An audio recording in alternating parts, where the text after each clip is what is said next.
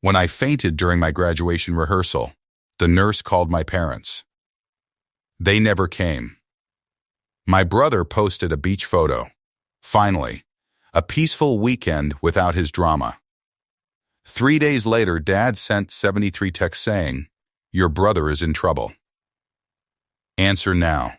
Still shaking in the hospital bed, I pressed one button. My name is Ryan. I am 24 years old. I grew up in Greensboro, North Carolina, and I have lived on my own in Raleigh since I was 22. In a one-bedroom apartment, I pay for myself, on a graduate stipend and a part-time drafting contract for a small structural firm that lets me work nights and weekends around my class schedule.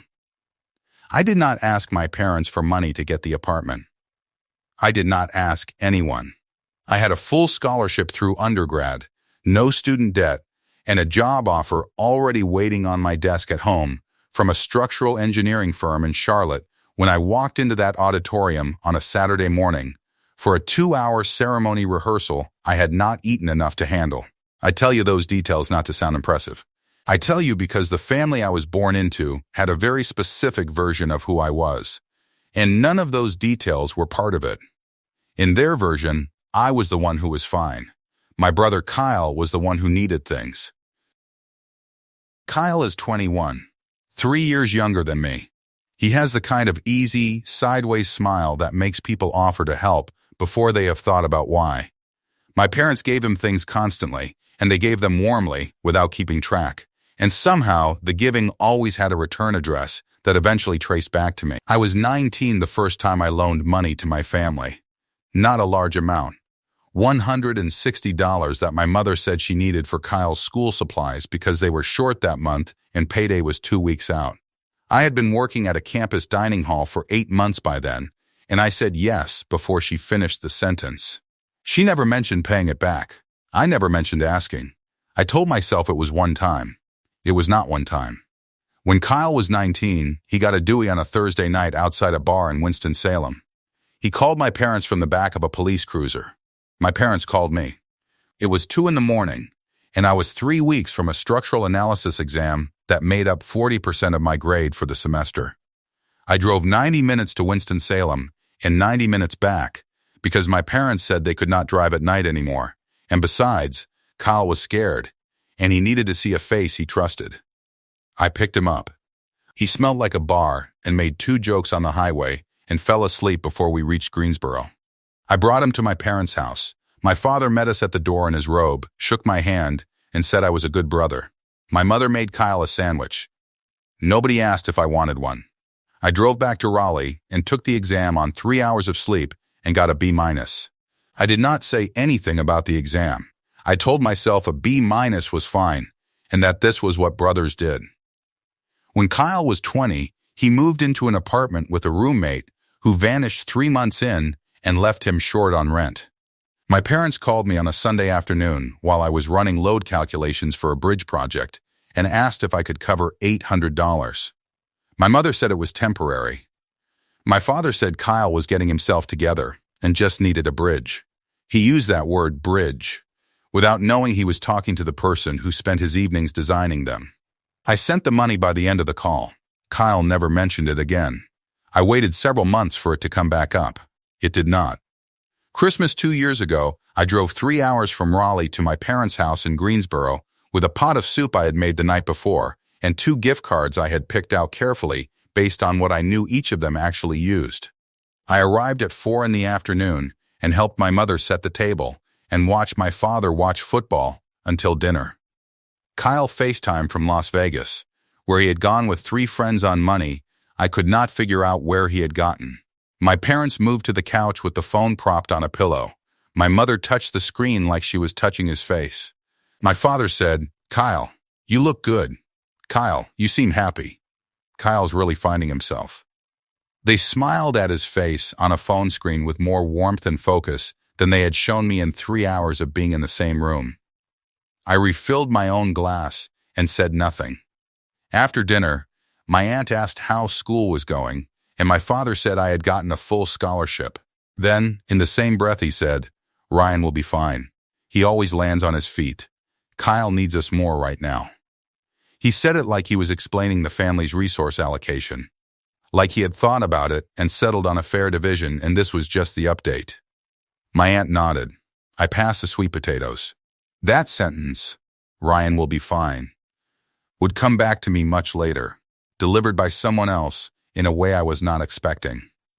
The second time I heard it, it landed differently. The rehearsal was on a Saturday morning in April, 3 weeks before the actual ceremony. It was the walkthrough for the engineering college graduation. Find your seat, learn the line order, practice the procession in the right sequence so that 200 people do not pile up at the stage door. We were told it would take about 90 minutes. We were told to arrive by 9. I had worked a late drafting shift the night before. I got home at 11:30 and meant to eat something and fell asleep on the couch with my shoes still on. I woke up at 8:15, changed my shirt, brushed my teeth, and drove to campus. I knew I had not eaten.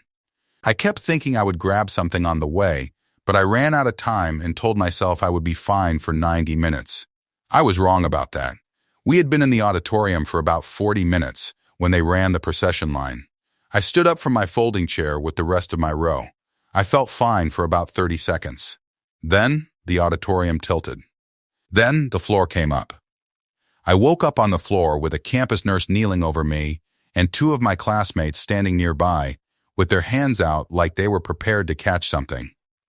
The ringing in my ears took a while to settle. The nurse said, "Can you hear me?" I said yes. She said, "Do you know where you are?" I said yes. She said, "Can you tell me your name?" I said Ryan Cole, and she wrote it down. They moved me to the campus health center in a wheelchair, which I found embarrassing, and got an IV going. The nurse told me it was low blood pressure, probably dehydration, probably also that I had not eaten. She had already called my emergency contacts. My parents were listed first. I said, "Did they pick up?" She said, "Your mother answered." She said they would come. I nodded and looked at the ceiling and held the plastic cup of juice they gave me. 40 minutes passed. The nurse came back to check my blood pressure. I asked if my parents had arrived. She checked the desk and came back and told me they had not. I looked at my phone. There was a text from my cousin Beth. It said, "Hey, you okay? Saw Kyle's Instagram." I opened Instagram. Kyle had posted 38 minutes earlier. A photo of him and 2 friends on a dock, drinks in hand, late morning sun behind them, water in the background. The caption said, "Finally, a peaceful weekend without his drama." He had not tagged me. He did not need to. Everyone in our family followed him. Everyone in our family would know what weekend he meant and whose name belonged in place of his. My parents had not come because my parents had chosen not to come.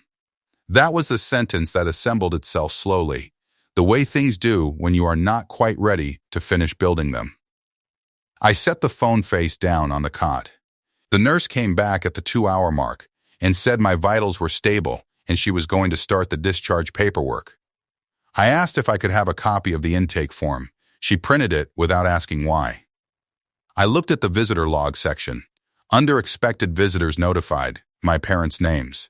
Under arrival time, a short note in the nurse's handwriting, "No show." 2 words. I folded the paper and put it in my bag. I took the bus back to my apartment and sat on my couch with my jacket still on and the lanyard in my hand. The place was quiet. My upstairs neighbor was watching something with a lot of bass. Outside my window, someone was mowing a lawn. At 11:14 that morning, while I was still in the health center, my father's first text had arrived. I had felt the vibration and ignored it. By the time I got home, the count was at 73. I read all of them in order. I held the phone in both hands, sitting straight, and went through the whole conversation that only one person was having. It took 16 minutes. I counted the texts while I read. I don't know at what point the counting started. It felt like the right response to the reading. Like if I had a number to attach to it, it would stay manageable. The first 20 texts were commands. Pick up the phone. Your brother is in trouble. Answer now. Ryan, this is serious. I need you to call me back. Are you there? Answer. He needs help, and you're the only one who can fix this. Text 21 through 40 shifted tone. They became requests disguised as accusations. Why aren't you answering? I know you got these. Your brother is scared. We don't have the money to handle this on our own. You know we rely on you. This is what family does. Don't do this right now. Not today. Text 41 through 60 went harder. I raised you better than this. You have the means to help. Your mother is upset. Kyle is your little brother. Is this really who you want to be right now? Do you understand what you're doing to this family by going silent? How could you do this? Texts 60 through 70 scrape the bottom. You've always been selfish. You act like your little degree makes you better than us. We never asked for much. We gave you everything we had. Text 71 said, I don't even know who you are anymore. Text 72 said, fine. Text 73 said, call me when you decide to be a son again. I set the phone on the cushion next to me. I had not eaten since the night before. I went to the kitchen and made toast with peanut butter and ate it standing at the counter looking at the wall. I thought about the beach photo. I thought about the no-show note. I thought about my father sending 73 texts about Kyle while I sat in a campus health center alone, still wearing the lanyard from a rehearsal I had not been well enough to finish. I thought about the phrase, your little degree, the full scholarship he had once mentioned proudly at a dinner table, the offer letter on my desk. 4 years of work that had become, in the space of a bad afternoon, a thing that made me selfish. I did not call back. I washed the plate and put it away. The lease on my Raleigh apartment was up in June. I had been loosely planning to renew. The Charlotte firm wanted me to start in July. I opened my laptop and pulled up the offer letter for the third time since February. I read the whole thing again, slowly. Senior structural engineer, entry level. Starting salary, benefits, location, the name of the hiring supervisor, Walt Greer, who had asked me on the second interview call what I wanted to be working on in 5 years. Not what I was qualified for. What I wanted. Nobody in my family had ever asked me that. I opened my email and wrote to Walt Greer. 1 paragraph. I told him I was confirming my acceptance and asked about the start date. I hit send before I could read it over again.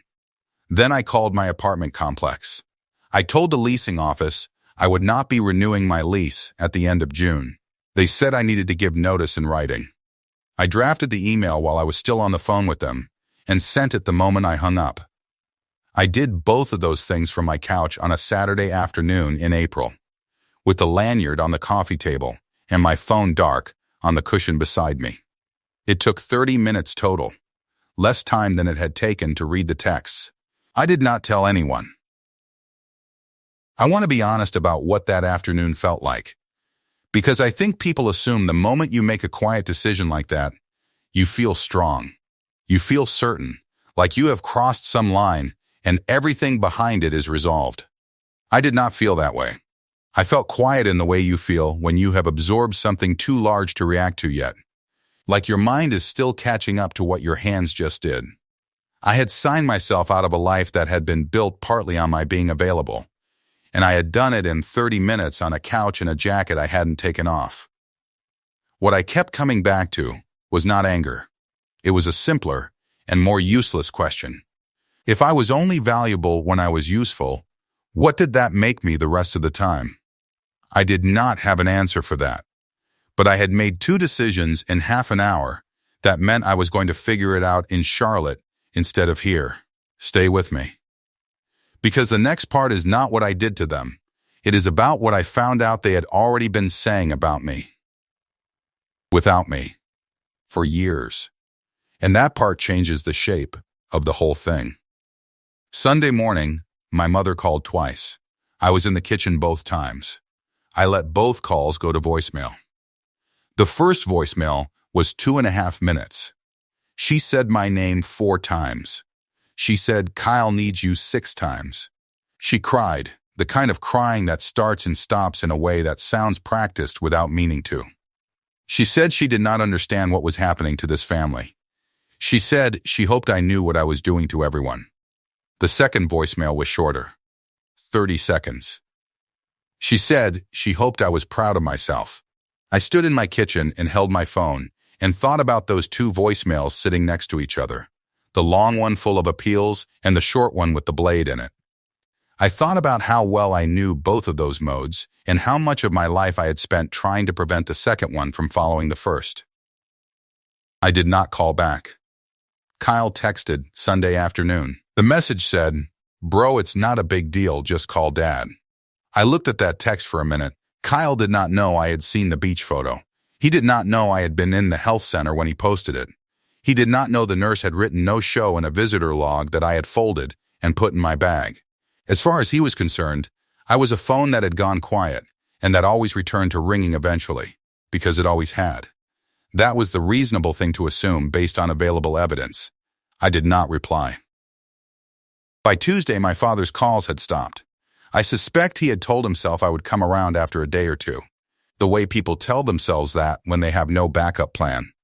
He had sent 73 texts across one Saturday and received no reply. And the rational response to that, if you had spent 7 years learning that the person always came around, was to wait. He had built an assumption on 7 years of data. The problem was that the data was about a version of me that had made a decision on a Saturday afternoon. Wednesday morning, my mother sent a single text that said, "The ceremony is next weekend. Please don't make this awkward." I held the phone and read that sentence 3 times. Please don't make this awkward. Not, "We're sorry we didn't come." Not, "Are you feeling better? Please don't make this awkward." Which meant, whatever happened is already behind us as far as we're concerned, and the problem now is whether you will signal that it isn't. The problem is not that we weren't there. The problem is if you stand in front of the family and let them see it on your face. That was the line they had always worked from. Not the thing that happened, but the reaction to the thing that happened. The reaction was the problem. The thing was just weather. I set the phone down. I did not reply to that one either. Beth called Thursday evening. She is 27, lives in Durham, and has been the only person in my extended family who regularly asks me direct questions and waits for honest answers instead of the ones that keep everything smooth. She was not calling to tell me to patch things up. She had seen Kyle's beach photo. She had been thinking about it for 5 days and had something she had decided she needed to say. She asked if I was okay. I told her I was fine. She said, "I know you're fine. That's not what I'm asking." I told her about the rehearsal, the faint, the health center, the IV, the nurse who had called my parents. I told her about the visitor log and the 2 words at the bottom. I told her about the 73 texts starting while I was still on the cot. She was quiet for a moment, the kind of quiet that is not processing. It is recognizing. Then she said, "Ryan, I need to tell you something I probably should have told you 2 Christmases ago." She told me that on the day before I arrived for Christmas 2 years ago. She had been at my parents' house helping my mother with something in the kitchen. She had gone into the hallway to get her coat. My father was in the kitchen on the phone. He did not know she was in the hall. He was talking to my Uncle Gary. She said she only caught part of it, but she caught enough. He had said, "Ryan will be fine. He always lands on his feet. Kyle needs us more right now." He had said it the way you state a fact that has been settled for a while, and you are just repeating it to someone who hasn't heard the official version yet. Beth said, "I didn't do anything with it because I didn't know what to do with it." I felt bad about that since. I told her I was glad she told me. I meant it. We talked for another 15 minutes about regular things. Her job, my packing, a restaurant in Durham she wanted to show me before I left. When we hung up, I sat by the window in my apartment with the boxes lined up against the wall and the shelves already bare. The sentence had been said, not to me, about me, in a hallway, to someone else, as an explanation for an arrangement that had been in place long enough to need explaining. Ryan will be fine. The work of making sure I was fine had been done entirely by me, quietly, while the family's attention pointed in the other direction. And the sentence treated that as proof of something settled rather than something I had built. I thought about that for a while. Then I went and finished the last of the packing. I had some time the following Friday between a drafting deadline and an evening shift. I did something I had never thought to do before. I opened my call log and scrolled back 14 months, to the week my scholarship results had been announced, and my parents had started calling more regularly. I had interpreted the increased contact as pride, as interest, as them wanting to be closer to something that was going well. 38 calls in 14 months. I wrote down what I remembered from each one. It took me an hour and a half. My memory for this kind of detail is precise in the way that happens when you have spent 4 years building structures where imprecision costs something real. 31 of the 38 calls had been about Kyle. Some of them were direct. The rent situation. The Dewey fallout, which had continued across several calls as the legal process moved. A time Kyle had a conflict with a new employer and needed someone professional to make a phone call on his behalf. A time Kyle was considering a move and needed advice on breaking a lease. Some were softer. Calls that started as general check-ins and worked their way, in the second half, around to something Kyle was navigating that they were not sure how to handle. And wasn't I good with that sort of thing? And could I just look into it? 7 calls had been primarily about me. 3 of those were on my birthday. 1 was the morning after my professional engineer exam results came back. The PE license that made the Charlotte offer possible. My mother had called to say she was proud. The call was 4 minutes. I set the notepad on the table and looked at the numbers. 31 calls about my brother. 7 about me. 4 minutes for the milestone that changed my career. 73 texts on the day I had been in a health center for 2 hours alone. I am an engineer. I work with load calculations. I know that a structure can be sound and still be carrying weight in a distribution that was never designed to hold. I folded the notepad and put it in the same bag as the hospital paperwork. The graduation ceremony was on a Saturday in May. The sky was the particular shade of blue that appears in photographs taken on good days and looks slightly unreal in print. The stadium held 12,000 people when full. By 9:30 it was close. I woke up that morning in my apartment and went through my routine. Coffee, breakfast. I sat at the kitchen table for a while looking at the offer letter from Charlotte and the lease termination confirmation from my apartment complex, both printed and paper clipped together on the table. I had not put them away. I had kept them out where I could see them every morning. I put the lanyard in my jacket pocket before I left. I had been carrying it there since the rehearsal, taken it out at night, and left it on the nightstand and put it back in the morning. I could not have explained why. Some things you carry for a while before you know what they are for. I drove to campus. I found my seat in the staging area. I talked to the 2 people sitting near me for the 20 minutes we waited. A woman named Priya, who was going into environmental consulting, and a man named Dion, who had a job in Charlotte, a block from where I would be working, which we discovered in the last 5 minutes before the processional started and did not have time to discuss further. The ceremony started at 10. The dean spoke. A faculty member read the names of scholarship recipients, and I heard mine. The department chair for engineering spoke for 8 minutes about load-bearing systems as a metaphor for what we had all been built to carry, which was not a metaphor I found sentimental, but which I noted was technically sound. When they called my name, I walked across the stage. The floor was solid under my dress shoes. I shook the dean's hand. The woman who adjusted my hood had cold hands. I smiled at the photographer and kept moving. I did not look for my parents in the crowd. The ceremony ended at noon.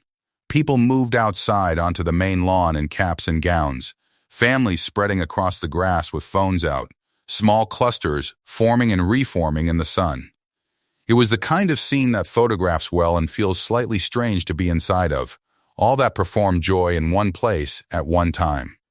My professor, Dr. Anise Webb, found me near the east side of the lawn. She had written one of my Charlotte recommendation letters, and she had the particular energy of a person who does not waste time on pleasantries when there is something worth saying. She shook my hand and said she was glad the firm had made the right call. I told her I appreciated the letter. She said she had meant every word and asked if I wanted to get lunch. That was when I heard my father's voice behind me. Ryan. Hey, there he is. I turned around. My father was crossing the lawn toward me in his good jacket, the dark blue one he wore to anything he considered an official occasion. My mother was 2 steps behind him. Beth was there too. She had driven up from Durham for the ceremony without telling me, which was the most Beth thing she had ever done. And standing slightly apart from all of them, watching with his hands in his pockets, was my Uncle Gary. The man my father had been on the phone with in that hallway 2 Christmases ago. My father walked straight to me with his arms out and his proud father face fully assembled. There he is, he said again, louder this time. For the people nearby. Our engineer. He put his hand on my shoulder. I want to be accurate about what happened next because it was not dramatic. It was not a scene. There was no speech and no raised voice and no moment where I delivered the line I had been building toward for 3 weeks. None of that happened. What happened was that I took 1 step to the side. 1 step. Not a shove, not a spin, not a performance. Just a quiet, deliberate movement that put 6 inches of air between his hand and my shoulder. I did not look at him when I did it. I was already turning toward Dr. Webb. Dr. Webb, I said, this is my father. And I said it with exactly the formality you use when you are introducing a person you know professionally to a person you are related to by accident. Not warmly. Not coldly. The tone of a man making a correct and unremarkable introduction.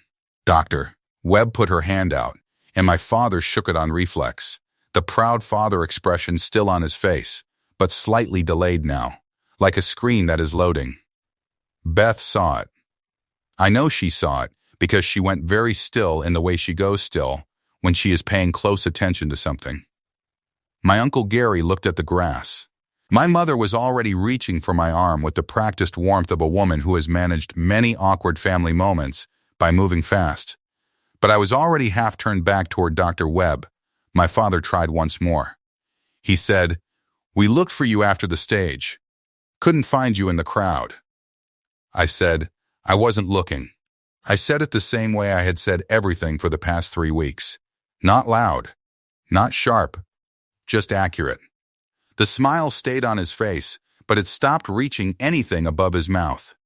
He looked at Dr. Webb, then back at me. He opened his mouth and closed it. There was nothing in the script he had written for this afternoon that covered a son who stepped aside and spoke to him like a stranger, with good manners. He had sent 73 texts to a man he assumed would come back. He had worn his good jacket to a ceremony he had missed the rehearsal for. He had walked across a lawn saying, "There he is, our engineer," with his hand already reaching for a shoulder that was no longer where he expected it to be. He had no line for any of that. My mother said, "We're so proud of you." Her voice was warm and practiced and aimed at Dr. Webb as much as at me. I said, "Thank you."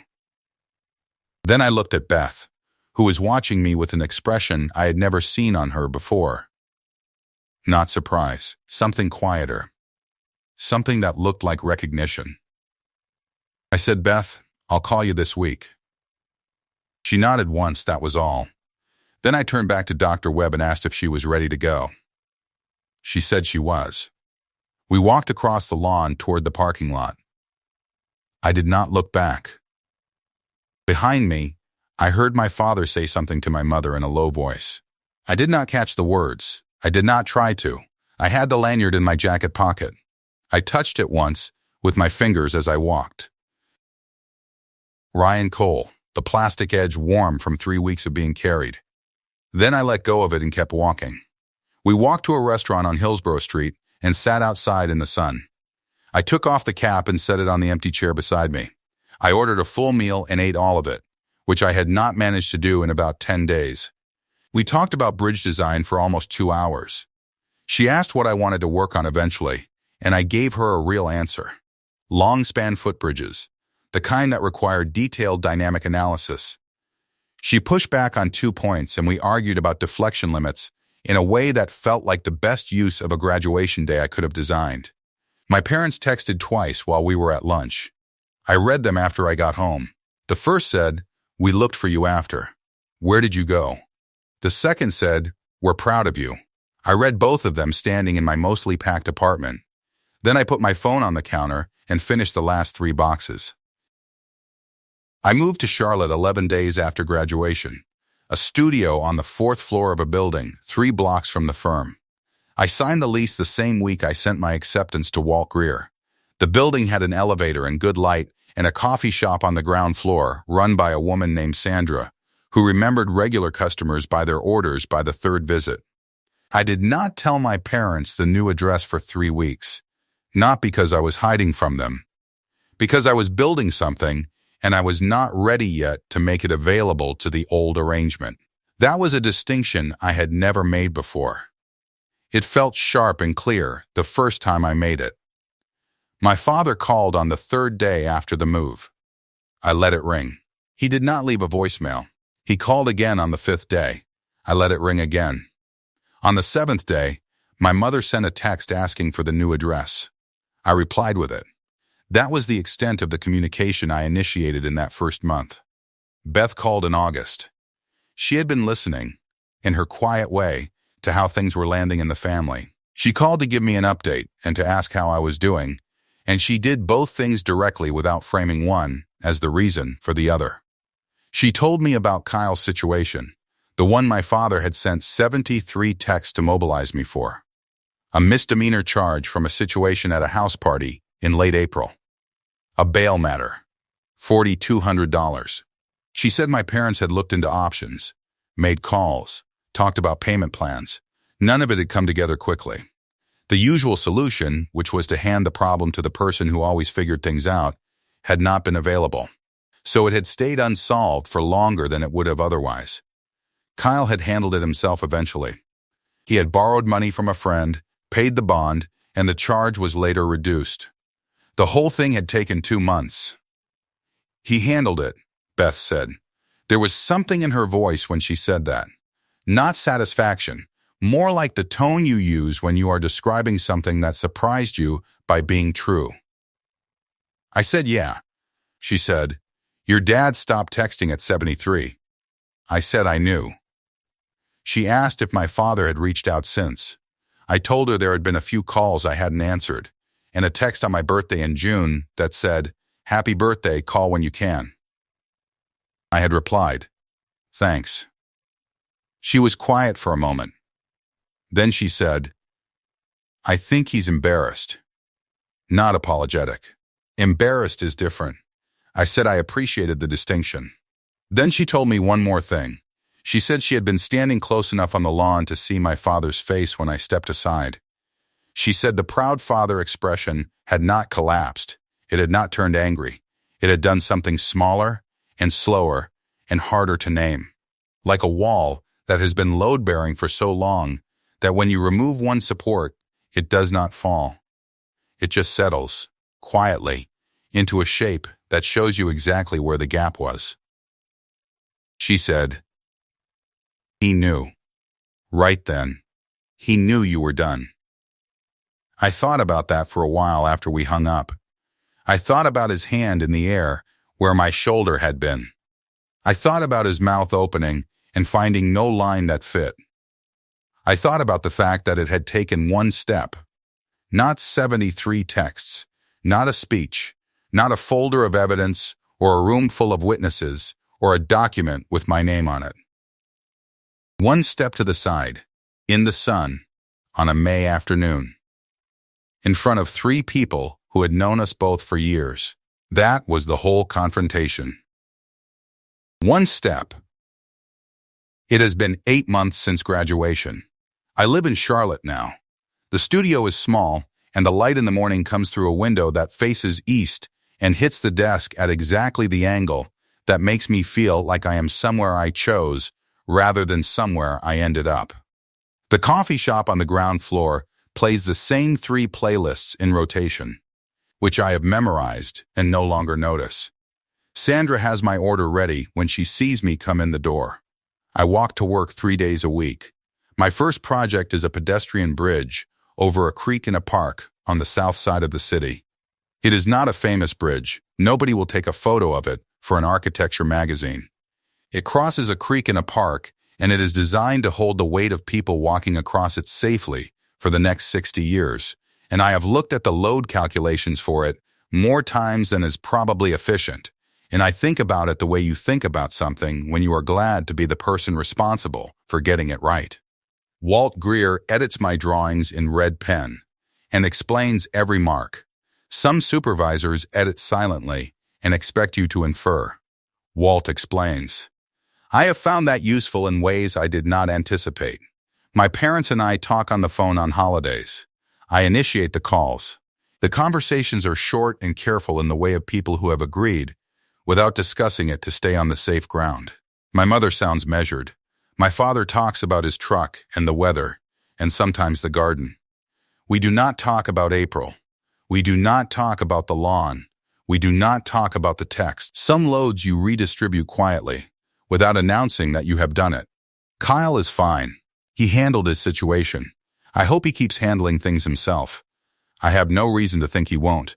The graduation lanyard is in my desk drawer. I put it there the week I moved in. I was unpacking on a Sunday afternoon, working through the last box, and it came out of my jacket pocket, and I held it for a minute. Ryan Cole, Civil Engineering, the plastic corners worn smooth from 6 weeks of being carried. And I thought about the campus health center cot, the IV in my left arm, the phone lighting up 73 times for a situation that had nothing to do with me, the no-show note in a visitor log I had folded and kept. I thought about my father's hand landing on a shoulder that had already moved. I thought about Beth going still.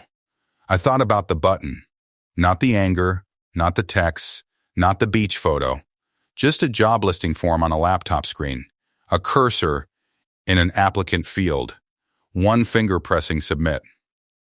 The button was not dramatic. It took less than a second.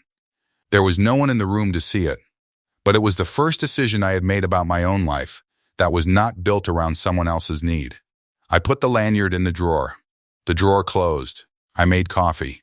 The one button I pressed that Saturday was not a confrontation, just a form and a cursor and a job in a different city. The confrontation came 3 weeks later, and it was one step to the side on a lawn in the sun, and it cost me nothing, because I had already paid the real price in 30 minutes on a couch. Some families will only notice you're gone when they need something, and by then, that is already the answer.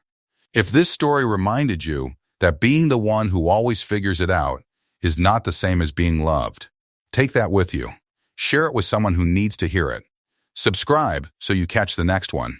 And drop a comment if you know exactly which text would have been your number 73.